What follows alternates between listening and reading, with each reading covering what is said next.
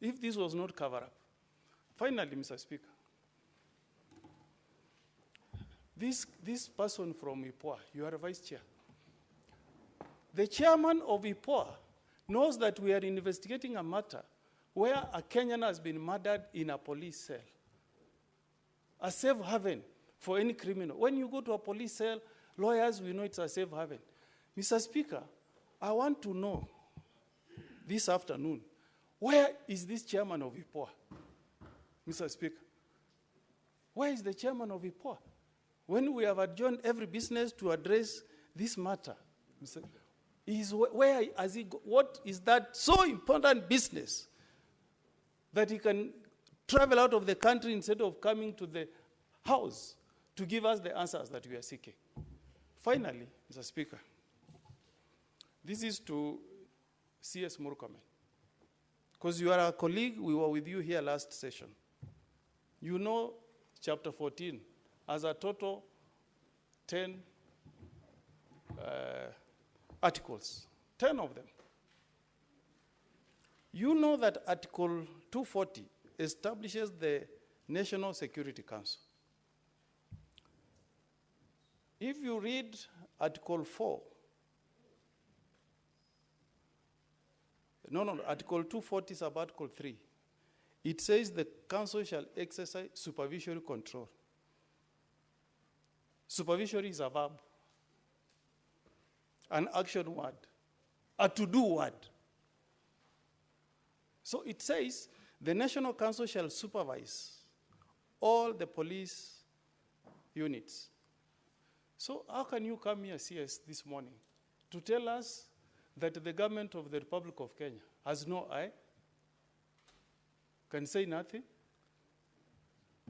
When the Constitution commands the police units to respect human rights, the rule of law, and fundamental freedoms. Fundamental freedoms demand that if I'm a suspect, arrest me, take me to a police station. If there is a crime I've committed, take me to a court of law.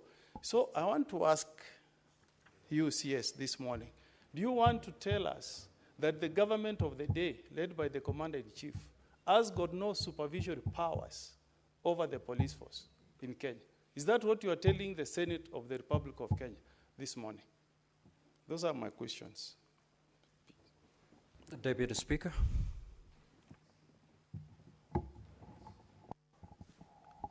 Honorable Speaker, I did want to join my colleagues in addressing this matter. And Mr. Speaker, the report that the DCI officers who brought Albert Ojwang to Nairobi, and the report that he was safe and his body was okay, was of good health. I want to ask IPOA, because they have agreed with that report. And also they have made a conclusion at the end of the day that Albert Ojwang did not commit suicide. They have already concluded to that bit. So I want to ask IPOA, how truthful is the report that you have? Because maybe I saw from the media that there is a CCTV at the entrance of the Central Police Station. There is a CCTV also at the reception. All those CCTV cameras destroyed, that you have nothing completely to explain whether Albert Ojwang came when he was sound and safe. And maybe whether you are correlating the traveling from Omagby to Nairobi and to DCI, the way my colleague has explained here. So, because if you're investigators, you know, you cannot give us half-baked information. Just tell us exactly what has been happening. And because you are vice chair, you know, the chairman could really be the person to pin down. But because you are the vice chair, there are some things maybe even you have not privy to what is happening. Where is the chairman? Where is he that he cannot attend this important session? That the Senate of the Republic of Kenya has stopped all business to handle this matter since yesterday, Mr. Speaker. We spent actually the whole afternoon yesterday, today morning, we are ready to stop any business. I was to travel actually to my county. I have suspended everything that I was to do, either personal or official duties, so that we can handle this matter. Mr. Speaker, we can even decide we'll do it even in the afternoon. We are not in a hurry. We want to stop this thing once and for all. We want to help Kenyans. We want to help the government of Kenya to function. We can only help if we deal with the officers working for the government. Maybe the person at the helm might not be aware of what is happening, but we can only deal with issues affecting Kenyans if we handle officers of government to task. Let them explain. If the officer will say, I was given the authority to say this or to do this by another officer who is there than him, we want to go that level, Mr. Speaker. Therefore, my colleagues agree with me that we can suspend home business.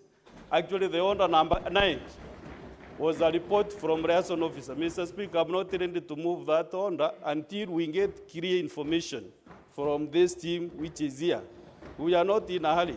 Let the Senate of Kenya, which I'm serving in this 13th Parliament, be known as the Senate which stopped extrajudicial killings. Mr. Speaker, 4 years ago we lost a very young man, not a sniper, Daniel Mudeini, sniper from Meru. Up to date, that guy has never been buried because we are waiting for investigations to be concluded. We lost another gentleman, Mwenda Mbijewe, in 2016. Up to date, we have no traces of Mwenda Mbijewe. Sniper is lying at the morgue in Maua Hospital. Still, we said we shall not bury him as a Meru community until we get justice for Sniper and his family. So, Mr. Speaker, I don't think if I'm a senator representing a community and then we come and rush over issues here, then we are doing the wrong thing, Honorable Speaker. Mr. Speaker, I can even resign as a senator for Meru if any business that we do here, we don't do it conclusively. I can tender my resignation. If at all we are doing things covering, and then the officers will go, no conclusion.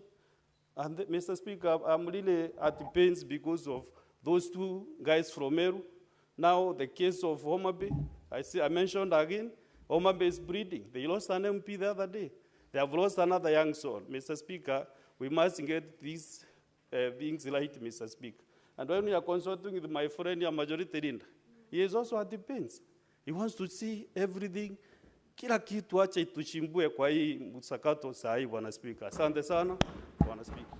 Senator Wambua, Senator Mazai and Senator Majority Leader just approach the bench. Senator Wambua, you may proceed. I thank you, Mr. Speaker. Mr. Speaker, first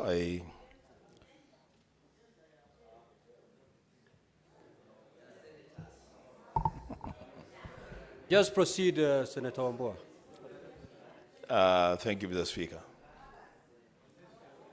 Mr. Speaker, first of all, I want to register my displeasure. I want to register my displeasure, Mr. Speaker, with the absence of the IPOA chairman in these proceedings. And I will say this for the record, that IPOA is perhaps the weakest link when it comes to investigating crimes committed by police officers. You have failed this country.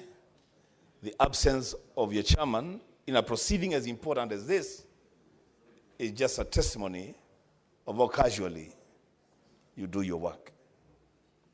To hear that the IPOA chairman is in Arusha, undertaking whatever business he's undertaking, when this matter is being transacted in the Senate, is a shame. Now let me go to the questions that I want to ask. One, to the IG.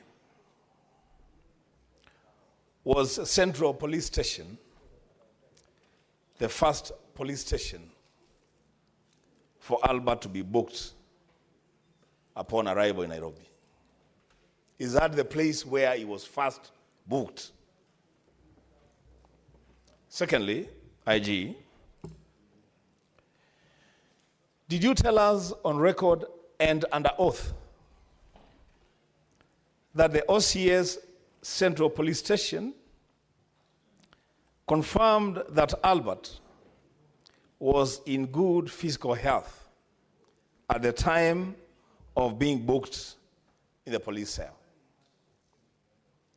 For us, if that question is answered, IG, then it will lead to a lot of other conclusions. Was this man okay when he was being booked in the police cell? But IG, who interfered with the CCTV cameras at the Central Police Station on the night in question? And you cannot tell us you don't know. Because if you don't, there's a big problem. Who exactly interfered with the CCTV cameras and for what reason? Number 4, to the CID boss.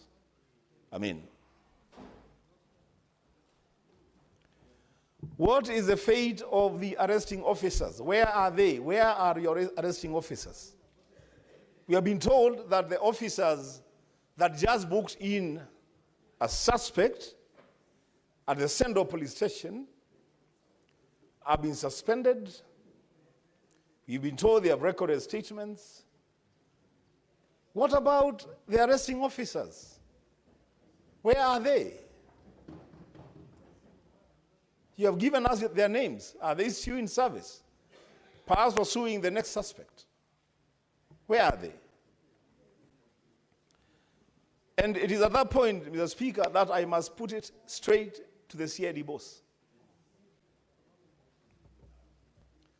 That Kenyans have a big problem with officers from your unit. A big problem. In fact, I will say it on record in the Senate, that the operational tiff between your officers and regular police officers is a source of serious concern to the security of this country. You cannot tell us that officers who just received a suspect have been suspended from service, and that the officers who did the arrest and transported a suspect all the way from Awego to Nairobi, we don't know where they are.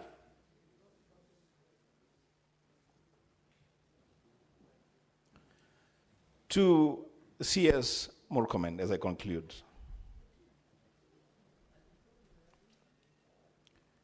You are our colleague. So much so that we actually even have you in one of our social forums where we discuss our social issues as colleagues. My brother, when the country was faced with similar circumstances while you served with us here, you took a very firm position. I remember the day when you seated there, really digging into the character of then Regional Commissioner Natembeya, because you believed that he was doing certain things that were not right for Kenyans. To hear you today, Senator C.S. Murkomen, say that you have no eyes on matters security is a big betrayal to what we as leaders stand for. It's actually a shame. C.S. Murkomen,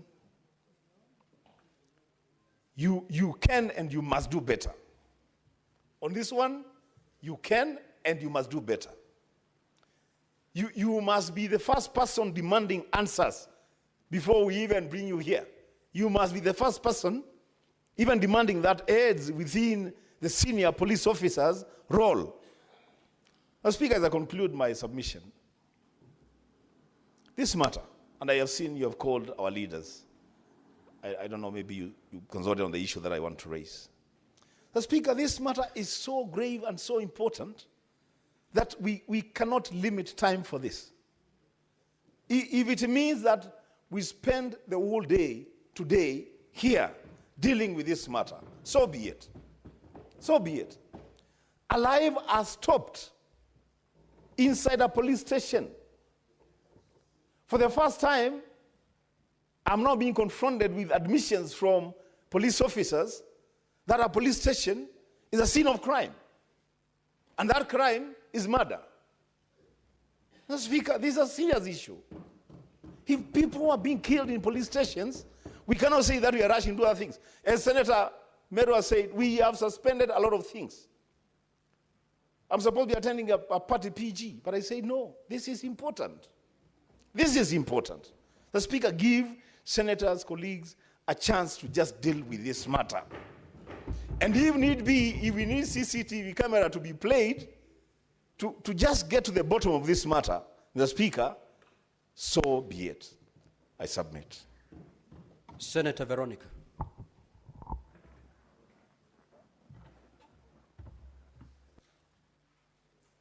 Thank you, Honorable Speaker, for the opportunity. And I want to thank the CS for coming in promptly to respond to issues that arise on your desk.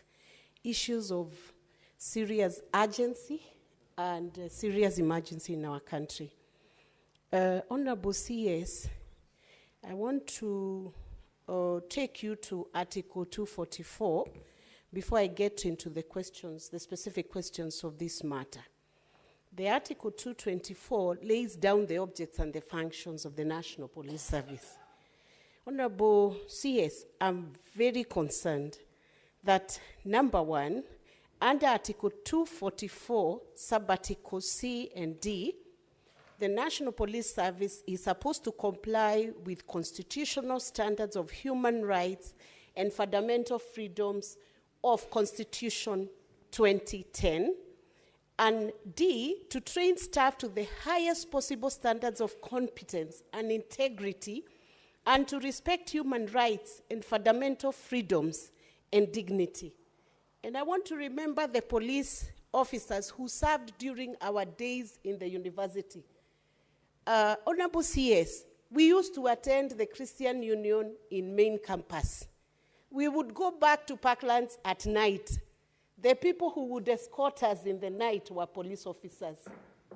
Where are the police officers upholding the constitutional standards of human rights and fundamental freedoms? And what are you doing as a means of policy to guide and help the police service to comply with Article 244 C and D? And a few years ago, there was a police reform program which was being managed by Laikipia University and maybe other universities. Is that program still on? Because I sense the police officers may not be understanding what to do with suspects when they arrest them. Are you going to revise your management strategy on how you reform the handling of suspects from the time of detection of crime, arrest, placement into custody, bail and board process, and how do you show accountability to Kenyans? What are you going to do following these very distressing incidents of Albert Ojwang losing his life in a police suspect? Until when that suspect is produced in court, how are Kenyans going to check? What document are they going to be checking? The next time somebody is arrested in a police station, are they going to sign something that they are not beaten? By the time they